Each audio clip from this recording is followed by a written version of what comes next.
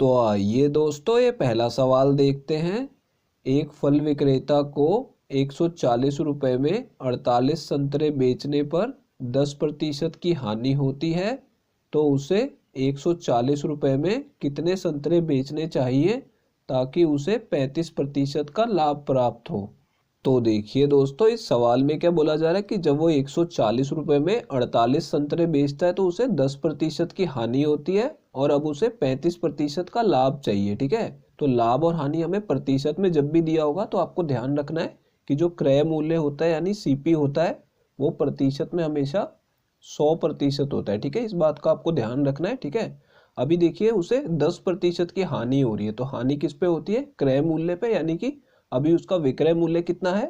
90% है। ठीक है, 100 में से 10 घटा देंगे तो 90 आ जाएगा। ठीक है, और वो क्या चाहता है कि उसे 35% का लाभ हो। ठीक है, यानी कि ये जो लाभ है ये भी 100% पे होगा, तो अब वो अपने सामान को 135% पे बेचना चाहता है। ठीक है, तो यहाँ पे मैं आपको समझाने के लिए लिख देता हूँ कि पहले वो 90% पे बेच रहा था और अब वो कितने का बेचना चाहता है? 135% पे। और ये किसका अनुपात है? विक्रय मूल्य का, यानी सेलिंग प्राइस का हमने अनुपात लिख लिया है। ठीक है, और दोस्तों हमें इसमें एक अनुपात और निकालना है, संख्या का अनुपात। ठीक है, वो देखिए पहले वो कितने संतरे बेच रहा है? 140 रुपये में 48 संतरे बेच रहा है, तो मैं यहाँ पे संख्या लिख दूंगा संतरों के 48। ठीक है, अब उसे कितने संतरे बेचने चाहिए वो हमसे पूछा जा रहा है, तो उसकी जगह पे मैं x मान लूंगा। ठीक है, और इसको भी अनुपात में ले लेंगे।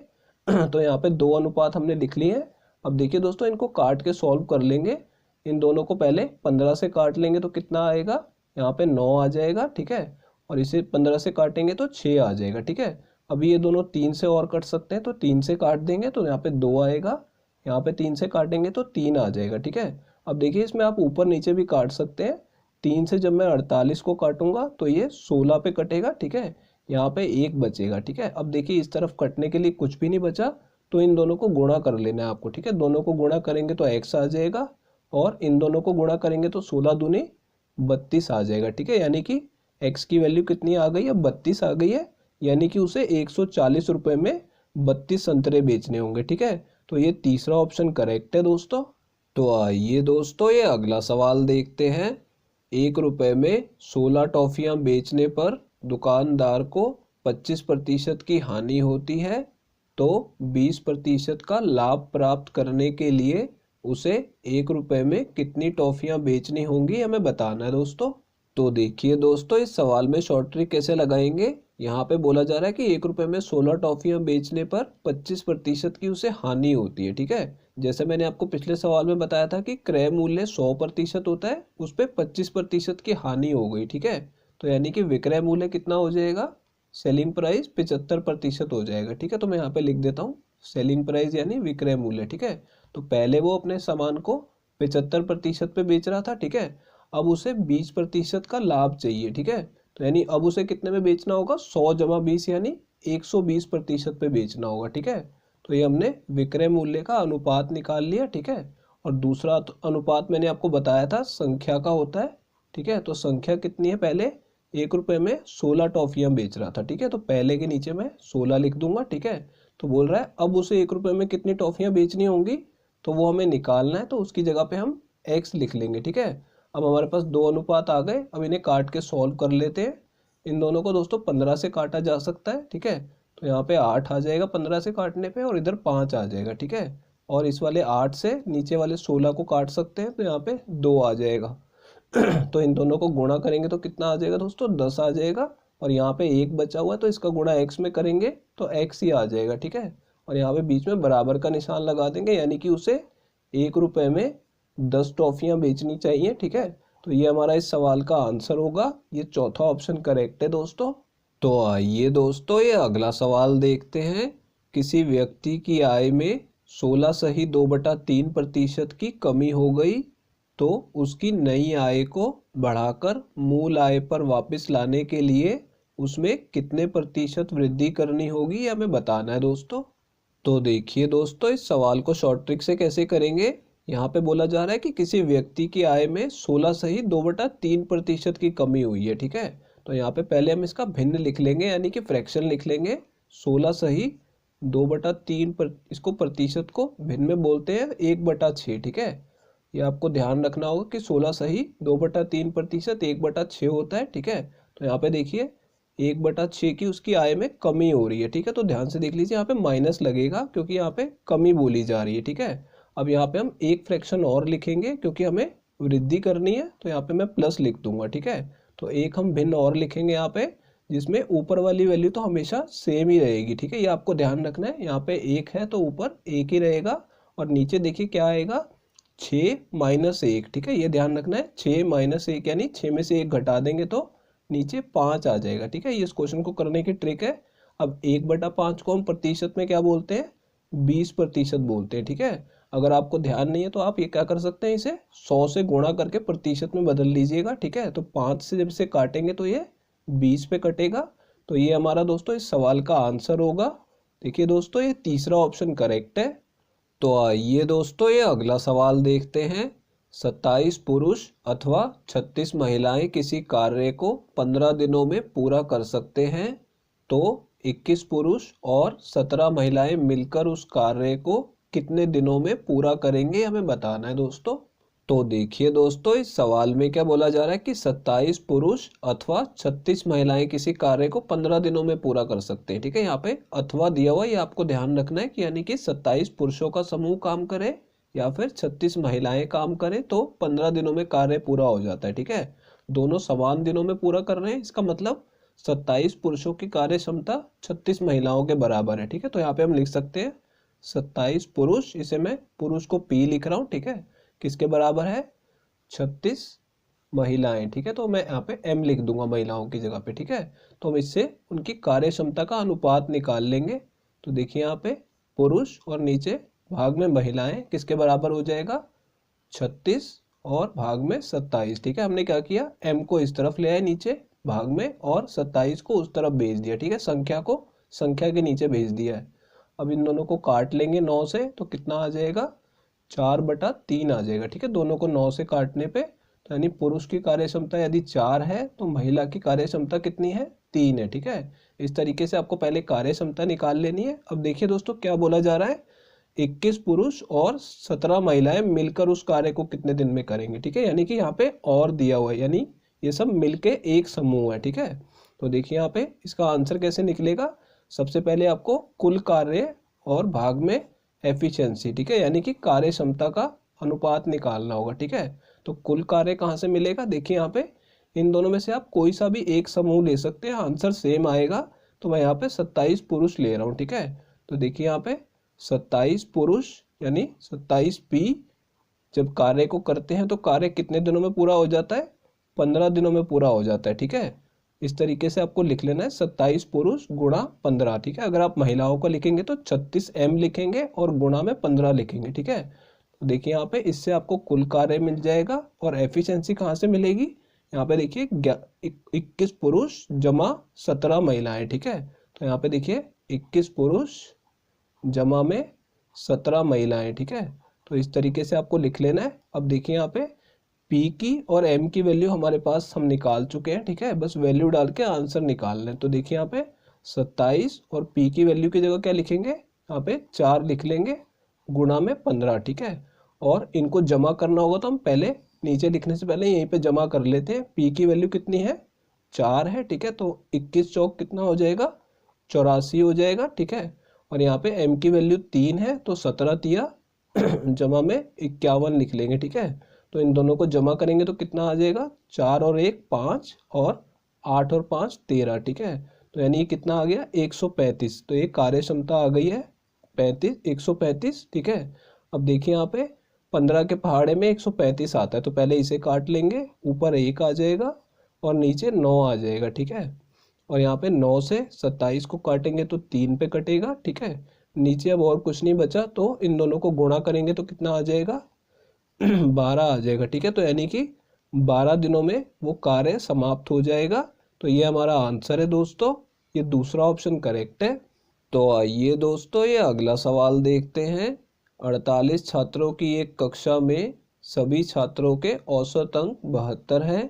यदि सभी लड़कों के औसत अंक 77 और लड़कियों के औसत अंक 69 हैं, तो कक्षा में लड़कियों की संख्या कितनी है ये हमें बताना है दोस्तों। तो देखिए दोस्तों, इस सवाल में हम शॉर्ट ट्रिक कैसे लगाएंगे। यहाँ पे हमें लड़कों के औसत अंक दिए हुए हैं और लड़कियों के भी औसत अंक दिए हुए हैं, ठीक है। तो मैं यहाँ पे लड़कों के लिए बी लिख लूंगा, बॉयज, ठीक है, और लड़कियों के लिए गर्ल्स यानी जी लिख दूंगा, ठीक है। तो यहाँ पे लड़कों के औसत अंक कितने हैं, 77, और लड़कियों के 69 हैं, ठीक है। अब देखिए यहाँ पे पूरी कक्षा के औसत अंक 72 दिए हुए हैं, तो 72 को बीच में लिख लेना है, ठीक है। और हम इसमें एलिगेशन मेथड लगा देंगे, ठीक है। इस तरीके से आपको लिख लेना है, पहले लड़कों के औसत अंक, लड़कियों के औसत अंक और बीच में पूरी कक्षा के औसत अंक, ठीक है। अब देखिए यहाँ पे आगे हम इसकी लाइन खींच के क्या करेंगे, बड़ी संख्या में से छोटी को घटा लेंगे, ठीक है। तो यहाँ पे इन दोनों को घटाएंगे तो 5 आ जाएगा, ठीक है। 72 में से 69 को घटाएंगे तो 3 आ जाएगा, ठीक है। तो यहाँ पे लड़कों और लड़कियों की संख्या का अनुपात हमें मिल गया है, ठीक है। देखिए यहाँ पे लड़के यदि 3 हैं तो उसकी तुलना में लड़कियां 5 हैं, ठीक है। तो ये हमने लड़कियों की संख्या अनुपात में निकाल ली है, ठीक है। तो यहाँ पे हमसे लड़कियों की संख्या पूछी जा रही है, ठीक है। तो अभी हमने अनुपात में निकाल ली है। तो देखिए यहाँ पे हमें कुल छात्रों की संख्या दी हुई है 48, ठीक है। तो हम अनुपात में भी पहले कुल छात्रों की संख्या निकाल लेंगे, 3 जमा 5 यानी कि 8 है, ठीक है। अनुपात में कुल छात्रों की संख्या 8 है, ठीक है। तो हम यहाँ पे लिख सकते हैं कि 8 यूनिट, यानी कि अनुपात में जो संख्या है 8 यूनिट, वो किसके बराबर है, 48 के बराबर है, ठीक है। क्योंकि ये दोनों कुल छात्रों की संख्या है, ठीक है। और हमें लड़कियों की संख्या यानी 5 यूनिट की वैल्यू निकालनी है। तो पहले क्या करेंगे, 1 यूनिट की वैल्यू निकाल लेंगे दोनों तरफ 8 से भाग करके, ठीक है। 8 को 8 से भाग करेंगे तो 1 आ जाएगा, इसे 8 से भाग करेंगे तो कितना आ जाएगा, 6 आ जाएगा, ठीक है। तो यहाँ पे देखिए 1 यूनिट की वैल्यू आ गई। अब इसे 5 यूनिट की वैल्यू में बदलना है, तो दोनों तरफ 5 से गुणा कर दीजिए। तो यहाँ पे 5 यूनिट आ जाएगा और इसे 5 से गुणा करेंगे तो 30 आ जाएगा, ठीक है। यानी कि कक्षा में लड़कियों की संख्या 30 है। ये चौथा ऑप्शन करेक्ट है दोस्तों। तो आइए दोस्तों ये अगला सवाल देखते हैं। एक कक्षा में लड़कों के औसत अंक 74 हैं और लड़कियों के औसत अंक 78 हैं। यदि पूरी कक्षा के औसत अंक 76.2 हैं तो कक्षा में लड़कों की संख्या कितने प्रतिशत है ये हमें बताना है दोस्तों। तो देखिए दोस्तों, इस सवाल में हमें लड़कों के औसत अंक कितने दिए हुए हैं, 74, और लड़कियों के औसत अंक 78 दिए हुए हैं, ठीक है। तो लड़कों के लिए मैं बी लिख दूंगा और लड़कियों के लिए गर्ल्स लिख दूंगा जी, ठीक है। यहाँ पे देखिए लड़कों के औसत अंक 74 है और लड़कियों के 78 दिए हुए हैं, ठीक है। और पूरी कक्षा के औसत अंक कितने हैं, 76.2 है, ठीक है। तो इसे बीच में लिख लेना है, ठीक है। अब इसमें एलिगेशन मेथड लगा देंगे, ठीक है। तो आगे देखिए हम क्या करेंगे, बड़ी संख्या में से छोटी संख्या घटा देंगे, ठीक है। तो बड़ी संख्या ये है, इसमें से 74 को घटाएंगे तो कितना आ जाएगा, 2.2 आ जाएगा, ठीक है। और 78 में से 76.2 को घटाएंगे तो कितना आ जाएगा, 1.8 आ जाएगा, ठीक है। अब ये दोनों संख्याएं अनुपात में होंगी, ठीक है। अब देखिए यहाँ पे इनमें दशमलव लगा हुआ है, ठीक है, पॉइंट लगा हुआ है, लेकिन एक एक अंक के बाद लगा हुआ है, ठीक है। तो इससे कोई फर्क नहीं पड़ेगा, अनुपात में है तो इन्हें हम हटा सकते हैं, ठीक है। तो इसे आप 18 मान के चलिए और इसे 22, ठीक है, क्योंकि दशमलव हट गया है, ठीक है। तो यहाँ पे देखिए अब इन्हें काट लेते हैं, इन्हें 2 से काटेंगे तो इसमें 9 आ जाएगा और यहाँ पे 2 से काटेंगे तो 11 आ जाएगा, ठीक है। यानी लड़कों का अनुपात कितना आया है, 9, और लड़कियों का 11 आया है, ठीक है। अब क्या बोल रहा है, कक्षा में लड़कों की संख्या कितने प्रतिशत है, ठीक है। क्योंकि यहाँ पे हमें संख्या नहीं दी है तो हम इसे ही मान लेंगे कि ये संख्या ही है, ठीक है। तो देखिए यहाँ पे तो कुल छात्र कितने हो गए, पहले वो पता कर लेते हैं, दोनों को जमा करके कुल छात्र 20 हो गए, ठीक है। 9 जमा 11 20 हो गए, ठीक है। अब हमें लड़कों का यानी बॉयज का प्रतिशत बताना है, ठीक है। तो लड़कों की संख्या कितनी मानेंगे, 9 मान लेते हैं, ठीक है, क्योंकि 9 निकली है। और कुल छात्र कितने हैं, 20 है, और प्रतिशत में बदलने के लिए 100 से गुणा कर देंगे, ठीक है। तो देखिए 20 से इसे काटेंगे तो 5 आ जाएगा, तो 9 पंजे कितना हो जाएगा, 45, यानी लड़कों की संख्या 45% है, ठीक है। तो ये हमारा इस सवाल का आंसर होगा, ये दूसरा ऑप्शन करेक्ट है दोस्तों। तो आइए दोस्तों ये अगला सवाल देखते हैं।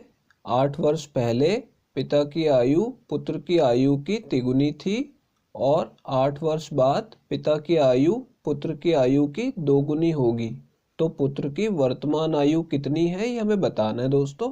तो देखिए दोस्तों, इस सवाल में हम शॉर्ट ट्रिक कैसे लगाएंगे। यहाँ पे क्या बोला जा रहा है कि 8 वर्ष पहले पिता की आयु पुत्र की आयु की तिगुनी थी, ठीक है। तो पिता और पुत्र के लिए मैंने फादर और सन लिख लिया है, ठीक है। तो देखिए यहाँ पे पहले हम इनका अनुपात लिख लेंगे, यदि पुत्र की आयु 1 है तो पिता की आयु तिगुनी है, यानी 3 गुनी है। ठीक है, तो 3 है।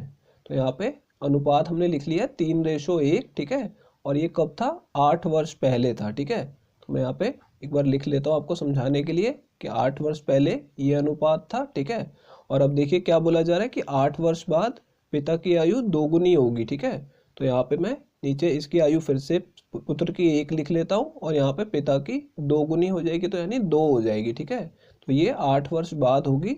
लेकिन दोस्तों हम यहाँ पे लिखे उससे पहले आपको क्या ध्यान देना है कि इन दोनों का जो अंतर है वो पहले देख लेना है। ठीक है, तो इन दोनों का अंतर कितना है?